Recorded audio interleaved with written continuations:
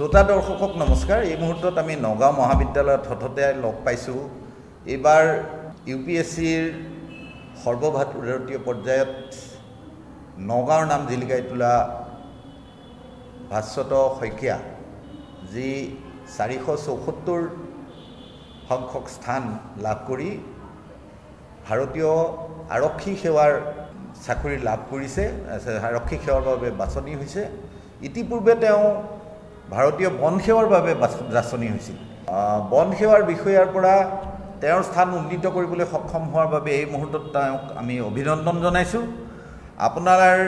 তোমাৰ জৰিয়তে তোমাৰ পিতৃ মাতৃ সকলোকে অভিনন্দন জনাইছোঁ। আৰু এই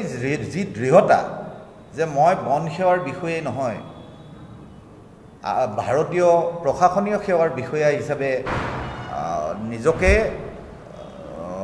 প্ৰতিষ্ঠা কৰিবলৈ সক্ষম হ'ম, আৰু মোৰ তাৰ বাবে যি অভ্যাস লাগে, তাৰ বাবে যি অন্বেষণ লাগে, যাৰ বাবে যি অধ্যৱসায় লাগে, সেইখিনি কৰিবলৈ তুমি প্ৰস্তুত। তাৰ কাৰণে আমি তোমাক প্ৰথমে অভিনন্দন জনাইছোঁ। আৰু নগাঁৱৰ এই গৌৰৱ কঢ়িয়াই অনাৰ বাবে নগাঁওবাসীৰ হৈও তোমাক আমি ধন্যবাদ জনাইছোঁ। আজি তোমাৰ অনুভৱটো কোৱাচোন, যে তুমি এটা অনুষ্ঠানো আজি কৰিলা, ভাগ ল'লা, যে আজি বিশ্ব গ্ৰন্থ দিৱস।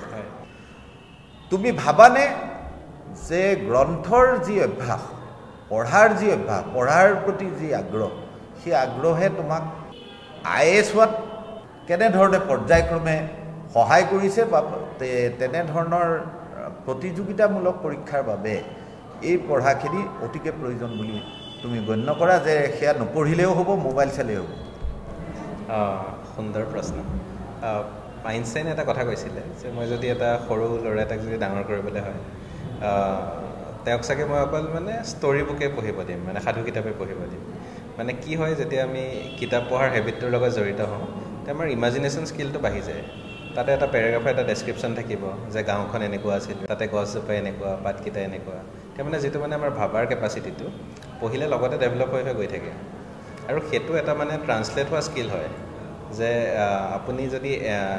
এটা টাইপৰ কিতাপ পঢ়িব পাৰে, তেতিয়াহ'লে বেলেগ এটা টাইপৰো কিতাপ পঢ়িব পাৰিব। মোৰ যিহেতু সৰুৰ পৰা পঢ়াৰ হেবিটটো যথেষ্টখিনি আছিলে, আগতে মই স্কুলৰ পৰা কেতিয়াবা মনে মনে পলায়ো ডিষ্ট্ৰিক্ট লাইব্ৰেৰীত বহি থাকোঁ দিনৰ দিনটো।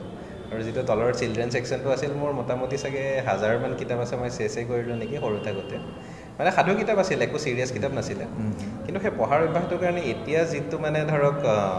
UPSC জেনেৰেলি কয় মানুহে বহুত কষ্ট হ'ব লাগে, তো সেইটো নহ'লে, কাৰণ পঢ়াৰ যিহেতু হেবিট এটা আছে, পঢ়ি ভালেই লাগে। এতিয়াও কিতাপেই হয়, কাৰণে সহজতে পঢ়িব পাৰোঁ। মোৰ একচুৱেলি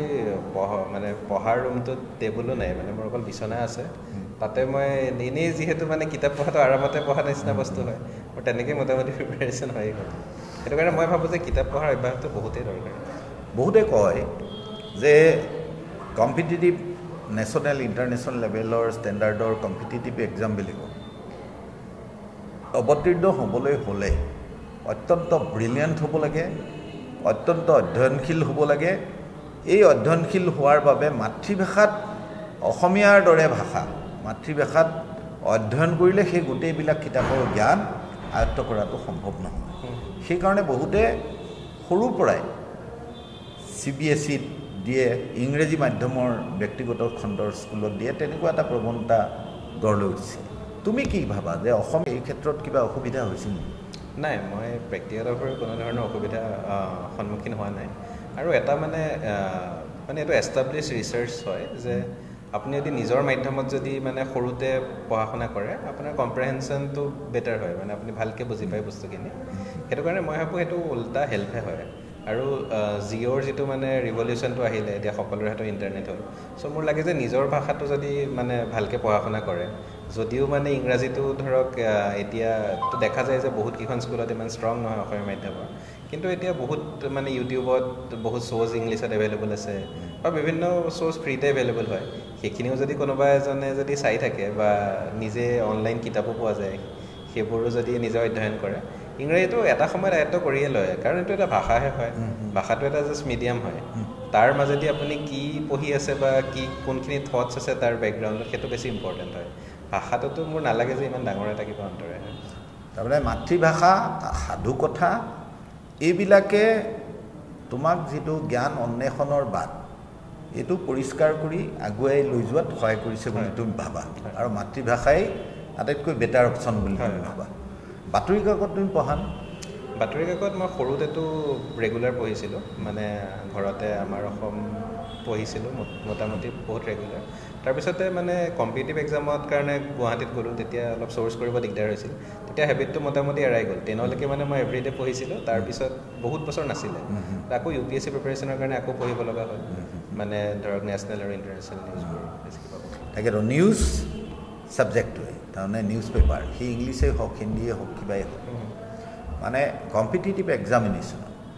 নিউজ পেপাৰৰ লেটাৰ ষ্টুডি এডিটৰ বা আন ফিচাৰ ৰাইটিংছ এই বস্তুবিলাকে কম্পিটিটিভ এক্সামিনেশ্যনত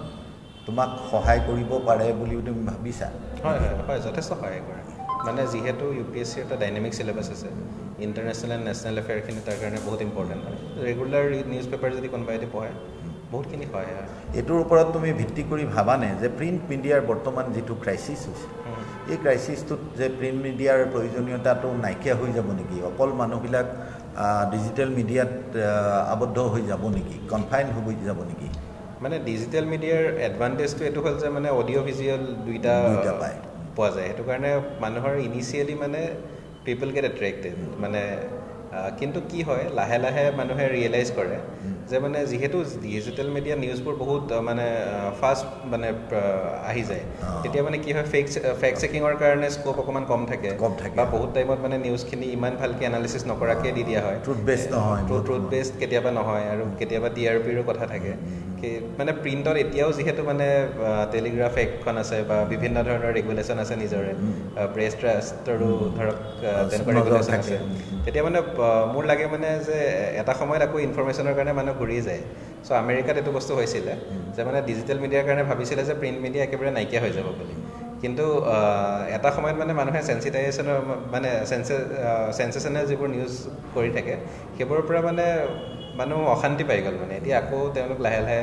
মানে প্ৰিণ্ট মিডিয়াৰ ফালে ঘূৰি যাব ধৰিছে চ' মই নাভাবোঁ যে এইটো লং টাৰ্ম ক্ৰাইচিছ এটা হয় অকণ টাইমৰ কাৰণে কিবা এটা হ'ব তাৰমানে তোমাক এই যে সাধু কথা হয় আকৰ্ষণীয় গল্প উপন্যাস এইবিলাকৰ জৰিয়তে অসমৰ বহুবিলাক প্ৰখ্যাত সাহিত্যিক যিবিলাক আচলতে ফিজিক্সৰ কেমিষ্ট্ৰিৰ এনেকুৱা মানুহ ধাৰণাই কৰিব নোৱাৰে যে ইমান মননশীল সাহিত্য তেওঁলোকে ৰচনা কৰিব পাৰে তে এইবিলাক মানুহে মননশীল ৰচনাৰ জৰিয়তে দিয়া যিবিলাক শিক্ষা সেইবিলাকৰ যুগ যুগান্তৰলৈ এটা প্ৰভাৱ মানুহৰ জীৱনৰ ভৱিষ্যত গঢ়াৰ ক্ষেত্ৰত এইবিলাকে প্ৰেৰণা দি যাব বুলি তোমাৰ বিশ্বাস আছেনে হয় হয় এইবোৰটোতো আপোনাৰ সাহিত্যৰ পৰা মানে মানুহে প্ৰেৰণাটো সদায় ল'ব পাৰে মই এটা এক্সাম্পল দিছোঁ আৰ্নেষ্ট হেমিংৱেৰ old man and the sea কিতাপখন যে আছে এইটো যুগ যুগান্তৰত হয় তাতে মই মানে একদম সৰু কিতাপ হয় একদম চিম্পল কিতাপ হয় তাতে মানুহ এজনে মাৰ্লিন বুলি মাছ এটা ধৰিব যায় তাৰপিছত মাছটোৰ লগত ষ্ট্ৰাগল কৰে ঘূৰি আহোঁতে মানে মাছটো চাৰ্কে খাই পেলাই একো নাথাকে অকল হাড়কিডাল ঘূৰাই আনে কিন্তু তাৰ যিটো মানে ষ্ট্ৰাগল যেনেকৈ মানে গিভ আপ নকৰে যেনেকৈ মানে গোটেই এটিটিউডটো দেখি পেলাই ধৰক নিজৰো কেতিয়াবা সৰু ক্ৰাইচিছ হয় ধৰক মানে পঢ়াৰ টাইমতে হওক বা পাৰ্চনেল লাইফে হওক যিয়ে নহওক এতিয়া মানে তাৰ পৰা ল'ব পাৰি মানে ল'ব পাৰে ধন্যবাদ আচলতে খুব কম সময়ৰ ভিতৰত আমি কেইটামান কথা পাতিলোঁ এটা হ'ল যে এতিয়াও সাধু কথাৰ জৰিয়তে পঢ়াৰ অভ্যাস গঢ়ি তোলাৰ যিটো অত্যন্ত ফলদায়ক এক ব্যৱস্থা বুলি ভাবা যে আইতাৰ সাধু কথা বা কিতাপৰ সাধু কথাই ল'ৰা ছোৱালীক পঢ়াৰ প্ৰতি আকৰ্ষিত কৰিব পাৰে আজিকালি সাধু কথাবোৰ নাইকিয়া হৈ গৈছে সাধু কথা এতিয়া লিখিলে হয়তো শিয়ালে নে কুঁহিয়াৰ খোৱা সাধু কথা লিখিলে নহ'ব এতিয়া স্পেচৰ জামানা নিউক্লিয়াৰ ছায়েন্সৰ কথা গতিকে সাধু কথাবোৰো তেনেকৈ সৃষ্টি হ'ব লাগিব অসমীয়া সাহিত্যত তেনেকুৱা সাধু কথা নতুনকৈ আৰু ৰচনা কৰিবলৈ কোনো আগবাঢ়ি আশংকাতে নাহা হৈছে যে তুমি ভাবা নেকি যে সাধু কথাৰ জৰিয়তে বা তাহানিৰ পদ্যবিলাকৰ জৰিয়তে যিবিলাক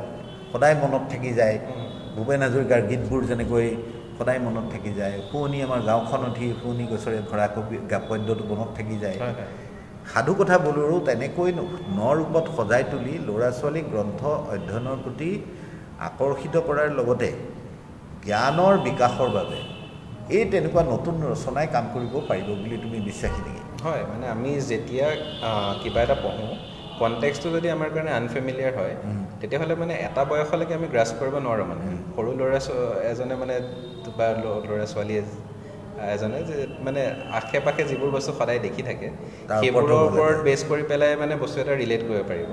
এতিয়া মানে ধৰক বহুত মানুহে আগৰ যিবোৰ কনটেক্স আছিলে বুঢ়ী আই সাধুৰ যিখিনি কনটেক্স সেইটো সময়ৰ মানুহে সেইটো কনটেক্স বহুত ভালকৈ বুজি পাইছিলে কিন্তু আজিৰ ধৰক গুৱাহাটীৰ মহানগৰীত ডাঙৰ হোৱা মানে ল'ৰা ছোৱালী এটাৰ কাৰণে সেইখিনি বহুত কনটেক্সখিনি মানে অলপ মিল নহয় মানে যিখিনি ডে টু ডে দেখি থাকে কিন্তু মোৰ লাগে যে মানে নতুন কনটেক্স বা নতুন লাইফৰ ওপৰত যদি মানে সাধু কথা লিখিব পাৰে কোনোবা দি আগুৱাই আহে সেইটো আকৌ চাগে আঁকোৱালি ল'ব মানুহে ধন্যবাদ তাৰ জৰিয়তে ল'ৰা ছোৱালীৰ ভাবোঁ যে আগবাঢ়ি যোৱাটো সহায় হ'ব নিজৰ জীৱন গঢ়াৰ ক্ষেত্ৰত অশেষ ধন্যবাদ নতুন চামটোক তুমি কি ক'বা যে তুমি যিহেতু 3টা ষ্টেপত তুমি এচিভ কৰিবা বুলি ভাবিছা যে গ'লটো যে একেবাৰে নহয় মানে বাৰে বাৰে কৰা একেবাৰে নোৱাৰিলে বাৰে বাৰে কৰা এই আগৰ পৰাই এই কথাটো চলি আহিছে যে একেবাৰে নোৱাৰিলে বাৰে বাৰে কৰা এৰি নিদিবা হতাশ নহ'বা তুমি কি ক'বা মানে এইটো চাওক মানুহৰ কাৰণে ছাকচেছটো বহুত এটা ছাবজেক্টিভ বস্তু হয় ধৰক কাৰোবাৰ এনেকুৱাও হ'ব পাৰে যে মানে এক্সামটো নিদিয়াকৈ হেপ্পী আছে বা কোনোবা নিজৰ পাৰ্চনেল লাইফ যদি ভাল আছে সেইটোও কাৰোবাৰ কাৰণে ছাকচেছ হ'ব পাৰে ছাকচেছটো মোৰ মতে সকলোৱে নিজেই ডিফাইন কৰিব লাগে বেলেগৰ ডেফিনেশ্যন অফ ছাকচেছটো মানে চেজ কৰাটো মিনিংলেছ হয় কাৰণ আমাৰ কাৰণে লাইফটো বহুত এটা প্ৰেচিয়াছ বস্তু হয় আমি যদি বেলেগৰ ডেফিনেশ্যন এটা চেজ কৰি যদি গোটেই জীৱনটো যদি কটাই দিওঁ তেতিয়াহ'লে মোৰ মতে এইটো ৱেষ্টেড লাইফ হয় কিন্তু নিজে যিটো ডিচাইড কৰে যে মোক এইটো বস্তু লাগে এইটো মোৰ কাৰণে ছাকচেছ হয় সেইটো বস্তু যাতে নিজৰ অন্তৰৰ পৰা গোটেইখিনি সামৰ্থ্য দি মানে একান্তভাৱে যাতে পাৰ্চিউ কৰে মই সেইটোৱে অনুৰোধ জনাব বিচাৰিম সকলোকে ঠিক আছে ধন্যবাদ তোমাক আকৌ এবাৰ ধন্যবাদ দিলোঁ তুমি ভাল কৰা তুমি IAS হোৱা অসমৰ পৰা পৱন বৰঠাকুৰীয়ে সম্ভৱ চিফ ছেক্ৰেটাৰী হৈ ৰিটায়াৰ কৰিছে আমাৰ নগাঁৱৰ পৰা অসমৰ পৰা নহয় আৰু নেক্সটজন এই বয়সত তুমি যদি একো পামগৈ গতিকে অহা বছৰ আমি সেই ৰিজাল্ট পাম বুলি আশা কৰিছোঁ